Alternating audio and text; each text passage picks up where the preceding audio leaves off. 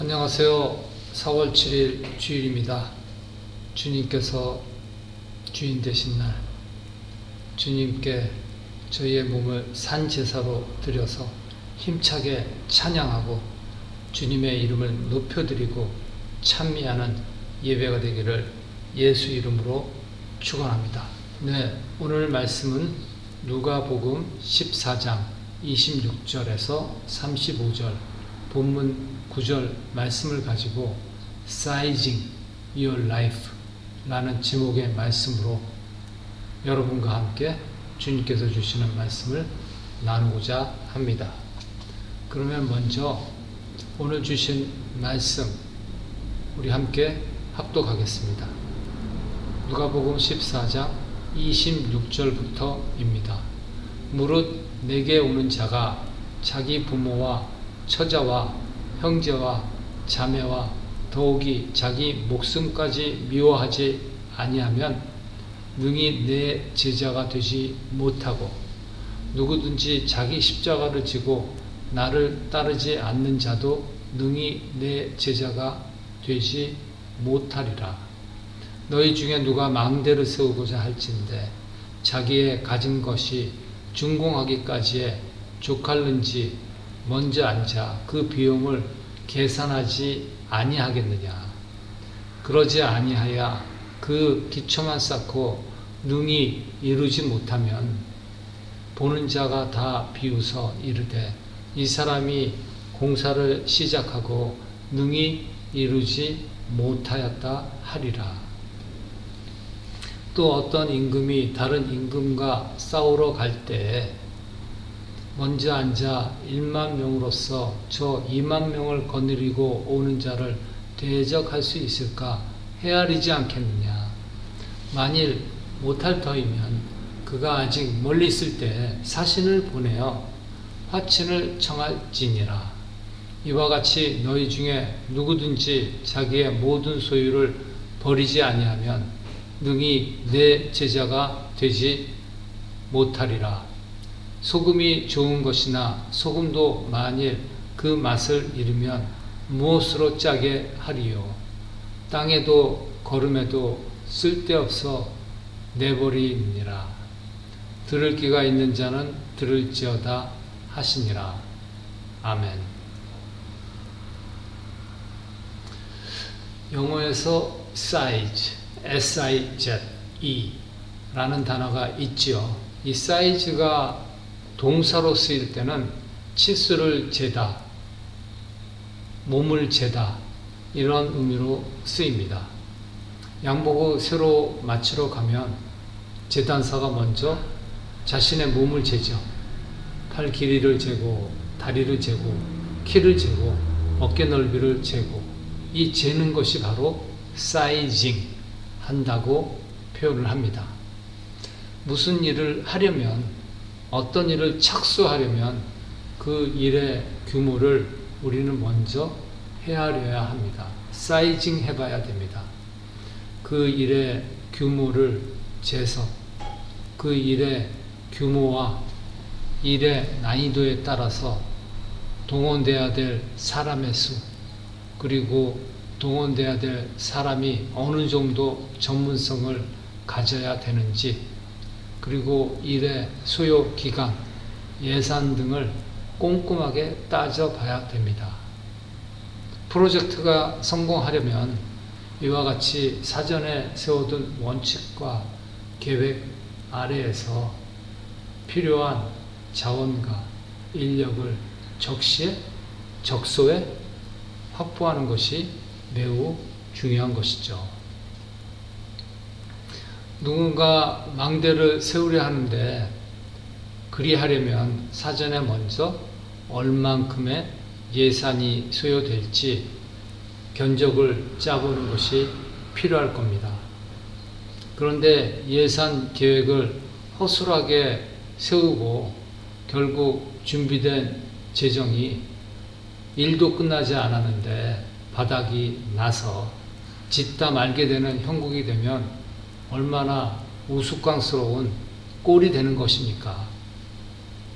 한 나라가 적국과 대적해서 전쟁을 치르려 할 때 사전에 적군의 병력의 크기가 어느 정도 되며 아군의 병력은 어느 정도 되는지 파악을 해서 이게 과연 전쟁에서 승산이 있는 전투인지 두 나라 병력의 크기를 사이징하고 재보고 비교해 봐서 결국은 전투에 참여할 것인지 말 것인지를 결정하는 것이 현명한 것 아닙니까? 이렇게 해서 재보니까 비교해 보니까 우리 병력은 1만 명, 적군의 병력은 2만 명 하면 싸움이 되겠습니까?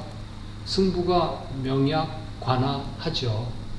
이럴 때는 전쟁을 치르는 그러한 부주의함보다 상대방에게 고개를 숙이고 납작 엎드려서 상대방 왕 앞에 가서 화친을 제안하는 것이 훨씬 현명한 방법이 되겠죠. 로버트 드니로가 주연했던 더티 그랜드 파워라는 영화가 있습니다. 한 18년 전에 극장에 상영되었던 영화라고 합니다. 그리스에서는 이 더티 그랜드 파워라는 영화 타이틀을 아탁토스 파푸스라는 영화 타이틀을 가지고 소개되었는데요. 여기서 아탁토스라는 단어는 법을 무시하는, 법을 따르지 않는, 무법의, 자기 마음대로 원칙을 무시하는 이러한 의미를 가지고 있는 단어입니다. 데살로니가 전서 5장 14절에 의하면 규모 없는 자들이라는 표현 나옵니다. 규모 없는 자들을 권계하라고 하십니다. 이 표현은 개역 한글에 있는 표현입니다.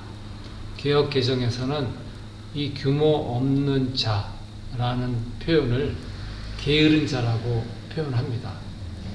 이 표현은 아탁토스라는 단어를 뭉뚱그려 가지고 의역을 한 측면이 있습니다.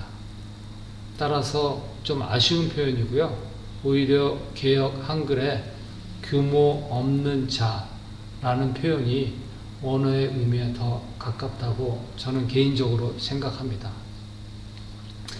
그리스어 언어 성경에서는 규모 없다는 뜻으로 아탁토스라는 단어로 표현했는데 이 아탁토스는 규칙이 없는, 규정이 없는, 규정대로 따르지 않는, 법대로 따르지 않는, 자기 마음대로 무계획적으로 무질서한 이러한 의미를 갖고 있기 때문입니다. 영국의 마틴 로이드 존스 목사님 아시죠?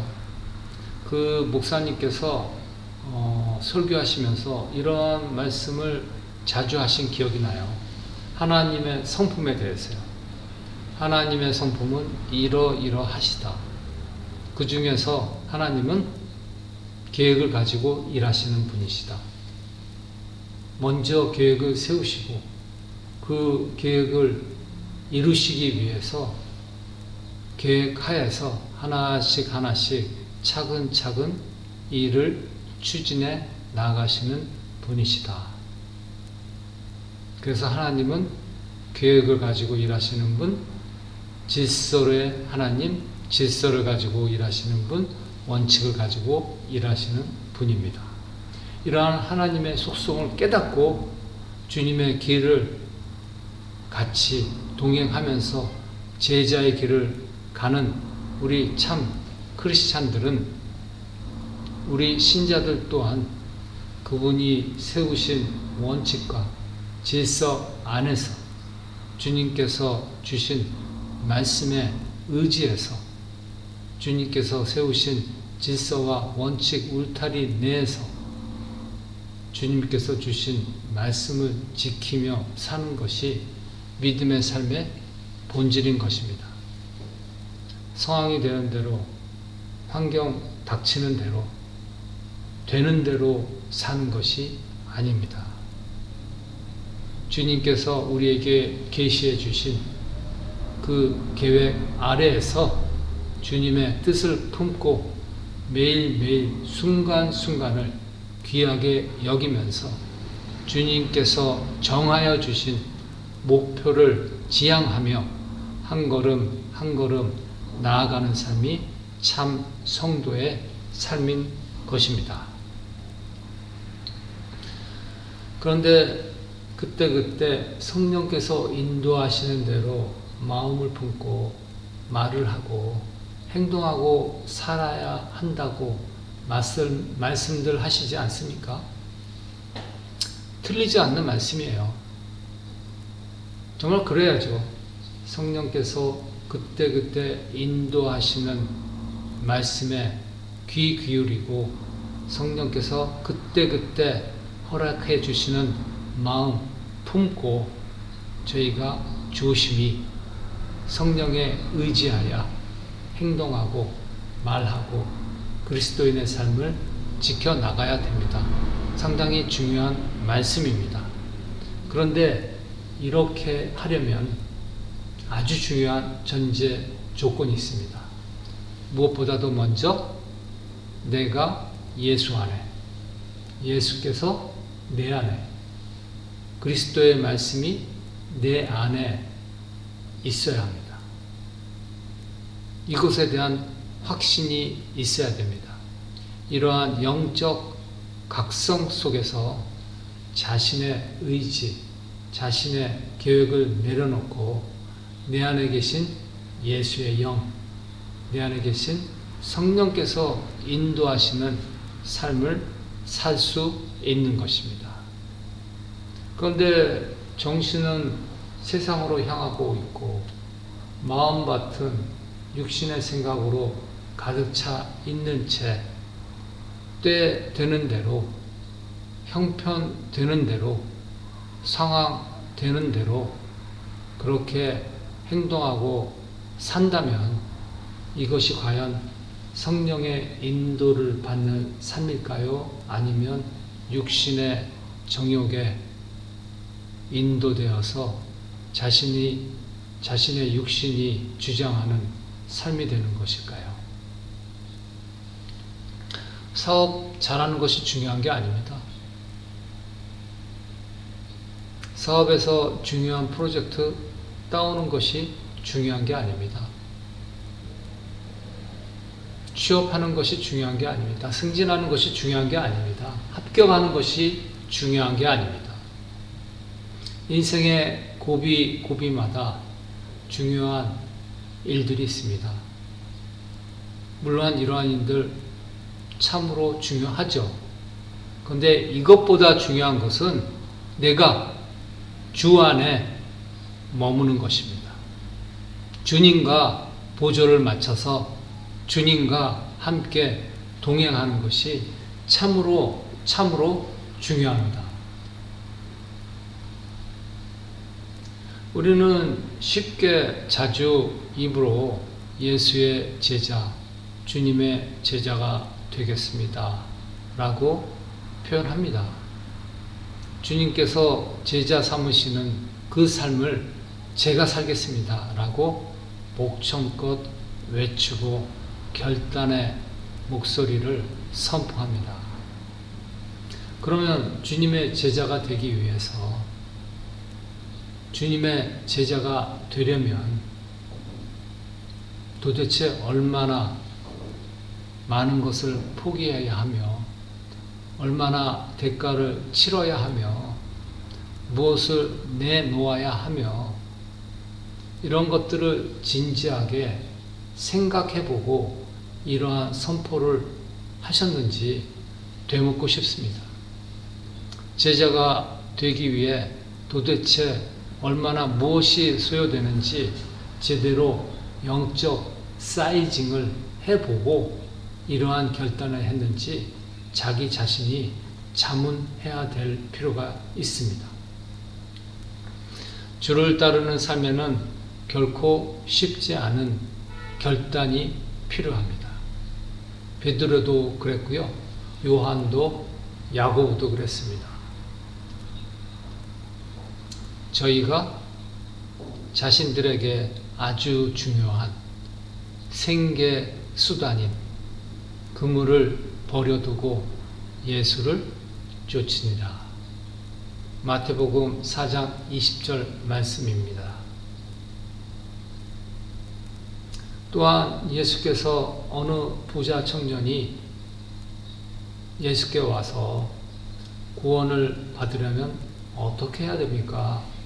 물으니까 예수께서 너의 소유를 다 팔아서 가난한 사람에게 나눠주고 그리고 너는 나를 따르라 이렇게 말씀하셨지만 재물이 너무 많은 이 부자 청년은 근심하면서 떠나갔다고 합니다. 자기가 이고진 눈에 보이는 재물 때문에 그 고귀하고 소중한 예수님의 제자가 되는 꿈을 포기하고 만 것입니다.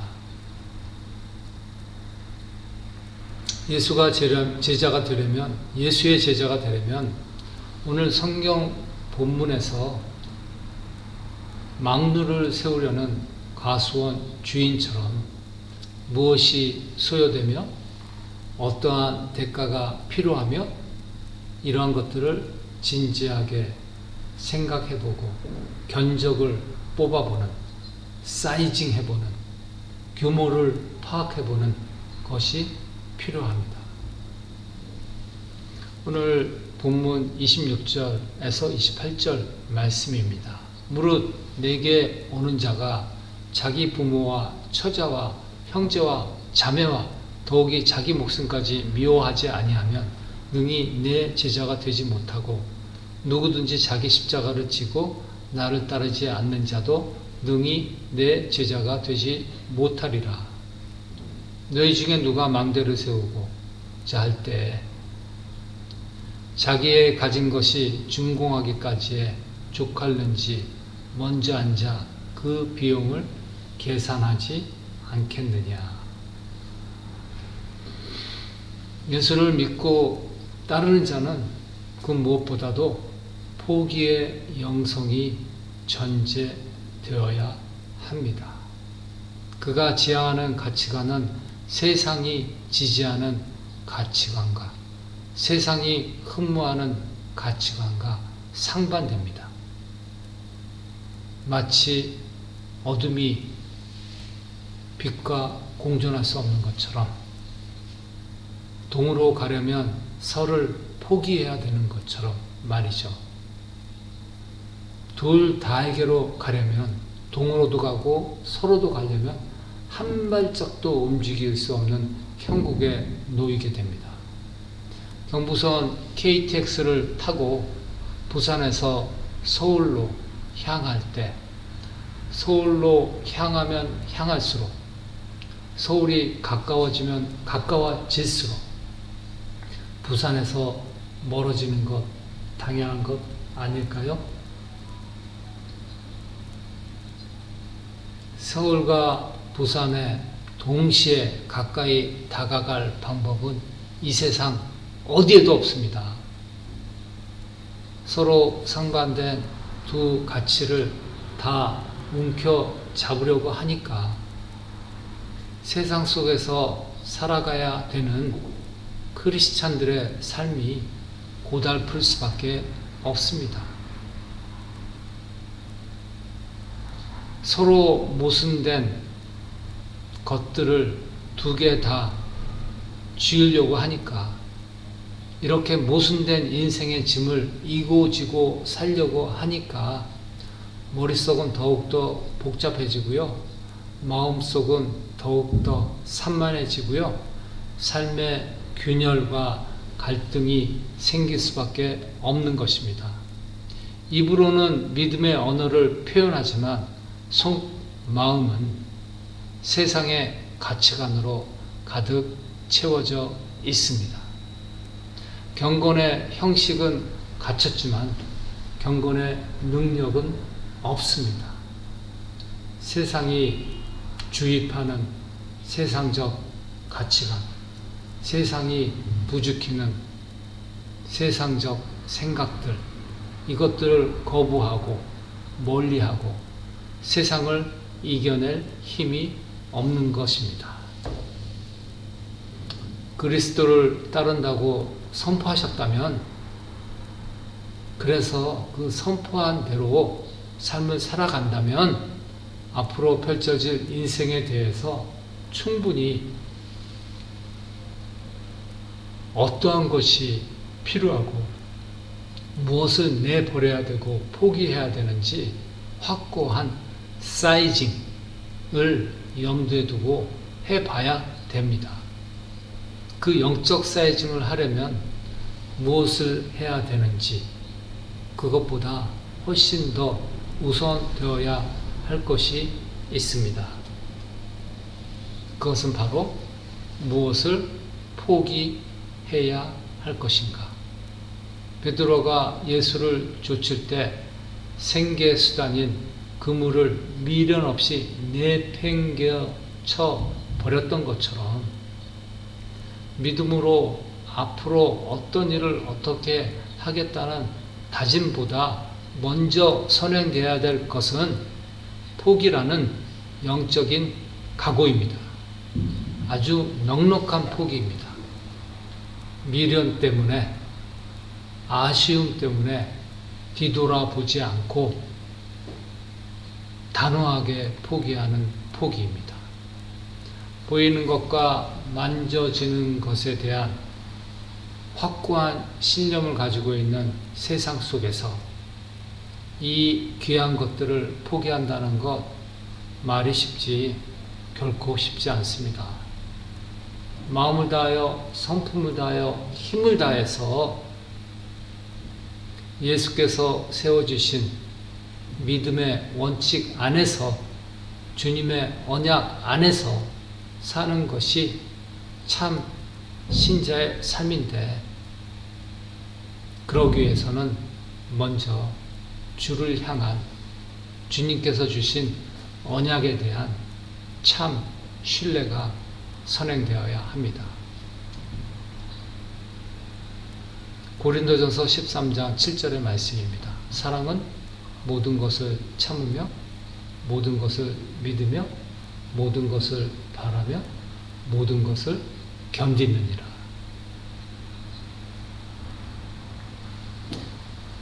눈에 보이지 않고 손에는 잡히지 않지만 이 엄청난 축복, 영원히 없어지지 않고 소멸되지 않고 내게 쏟아 부어질 그 귀중한 하늘나라의 축복, 그 귀한 가치가 생생하게 실감이 납니까? 이 손에 쥐어진 10,000원짜리 지폐, 현금처럼 그 고귀한 가치가 생생하게 실감이 나십니까? 그 실제적 가치를 확신하고 그것을 주시겠다고 하나님께서 약속하신 주님의 언약을 단단하게 신뢰하십니까? 이 땅에 눈에 보이는 것, 자신이 손에 움켜쥔 것들, 나의 소유들, 내가 살아 생전에 꼭 이루겠다는 육신의 야망, 주님 앞에 넉넉히 내려놓아야지 주님의 참 제자가 되는 길을 갈 수가 있습니다.